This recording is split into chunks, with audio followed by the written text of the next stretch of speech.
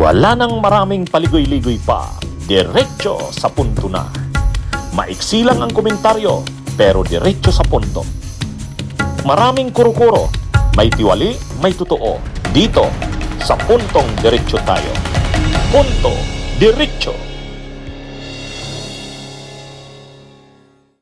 Itong si Sara Duterte, dahil nga mainit na ngayon ang balita, na posibleng lumabas na ah, ang arrest warrant kila Bato at kila Bongo, itong si Sara Duterte mayroong advice sa dalawa. Kaya lang ang advice naman ni Sara Duterte, insulto naman. Hindi naman to advice. Hindi naman to advice itong sinabi na ito ni Sara. Mga kabunyog, mga kabayan. Ano ito? Mahirap tong sinasabi na ito ni Sara Duterte. Sa kanya madali ito. Pero kay Bato at kay Bongo mahirap to. Anong sabi ni Anong sabi ni Sara? Kumuha ng magaling na abogado. Ang advice ni Sara kila Bongo ganito.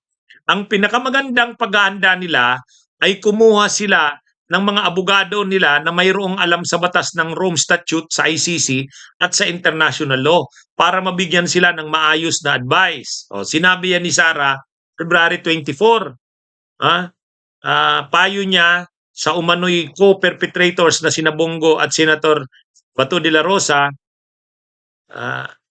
sa ICC case ni dating Pangulong Duterte. Yan.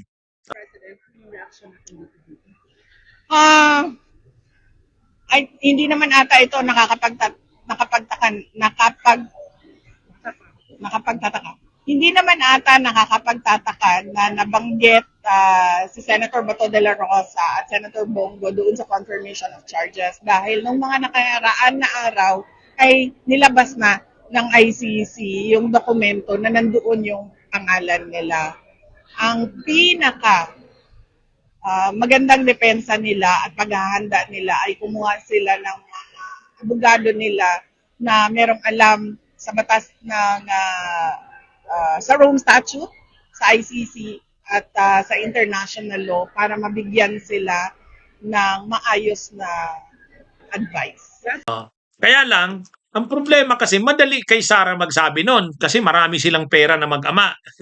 Ang dami nilang nakuhang pera ng Duterte. Pero kay Bato, si Bongo siguro malaki-laki rin ng pera. Pero kaya ba ni Bongo ni Bato magbayad ng 150 million sa abogado? Kung totoo yun na 150 million, dahil totoo daw talaga yun, 150 million ang bayad kay Kaufman at sa team niya, o kaya ba ni Bato yun? Billion yun sa isang taon. Lampas. Tapos magbibisita yung kanyang pamilya. Sila Sara Duterte, kaya. Nagpapalit-palitan sila ni Baste, ni Pulong, ni Kitty, pati mga anak mga anak ni Pulong, pati yung mga apo ni Duterte. Ay mga apo nga sa tuhod kasi apo pala ni Pulong. Yung anak nila Omar kasama, grabing gastos. Pero kaya nila yon.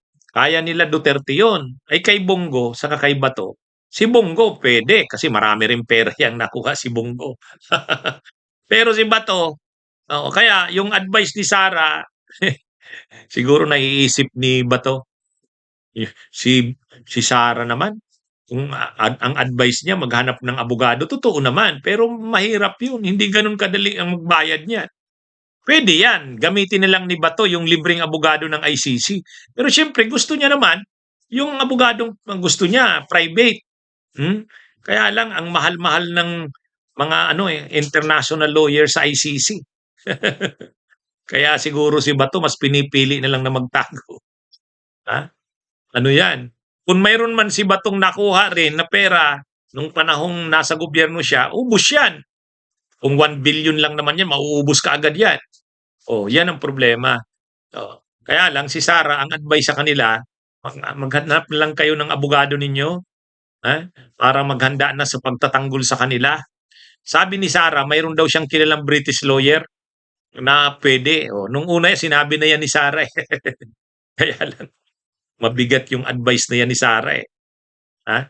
Maghanda na daw sila Bongo at saka sila Bato sa kanilang depensa. O maghanap na ng abogado, no? Actually, sabi niya nga noon may mairerekomenda siya. Kaya lang, ang problema kay Sara, ang hanggan lang siya sa mairerekomenda. Ang tanong, sinong magbabayad? Sinong magbabayad? Lalo na kay Bato de la Rosa. Oh, yan yung yan na yung problema sa kanila. Ay noong sabi nga ni Senador ni Congresswoman Leila de Lima, ang problema kasi sa kanila noon sinabihan na sila na wag masyadong mayabang na parang hindi nila pananagutan yan. Magtira sila ng na darating ang panahon pananagutan nila yan. Ay hindi, binaliwala daw. Tingnan mo nga naman. Tingnan mo nga naman. O ngayon, namumroblema sila. Nagtatago na si Bongo, ay si Bato. At problema yan talaga kapag lumabas yung arrest warrant, kukuha sila ng abogado kung maaresto sila. International lawyer, ang pambayad niya. Ang kay Sara, advice. At sabi nga noon ni Sara, mayroon siyang mairerekomenda. Ang tanong, ang pagbayad. Actually, ngayon nga, kung ang Duterte, kasi kapag natuloy yung trial, ang trial ay tatagal ng mga 1 to 3 years. Ang sabi, baka abutin pa ng 2031 bago ma-resolve yung kaso na yan ni Duterte hanggang sa appeals. Grabe. Ang magagastos ng Duterte diyan kila Kaufman, grabe, no? ilang pong bilyon kaya yan. Ha? Ano yan eh. Anyway, parang hindi naman nararamdaman ng Duterte kung yung gastos nila. Kaya sino na ngayon ang maniniwala na walang pera ang Duterte? Saan sila kumukuha ng panggastos diyan? Sa Duterte mapera. Pero si Bato de la Rosa mahihirapan diyan. Si Bongo pwede pa, may pera din yan, marami. Si Bato ang problemado diyan. Yan na yung nakuha nila. Karma na, karma. Nakarma sila diyan. Lagi kasi silang kay Duterte. Sumunod sila kung anong pinagawa ni Duterte o yan. Pero naging senador naman sila ni Bongo. Naging senador. Saka nakarami rin siguro silang pera dyan. Panahon ni Duterte. Kaya lang, ayan na. Yung pagsunod nila kay Duterte, hindi lang lahat yan, sarap o ginhawa. Ito ngayon, hirap at sakit na ito. Kinakaharap nila. Problema na. Ayan na. Yan na yung nila ngayon. Kinakaharap. Anyway, yan, mga kabunyog, mga kabayan, magandang araw sa inyong lahat. Bunyog, halikan na kasama ka.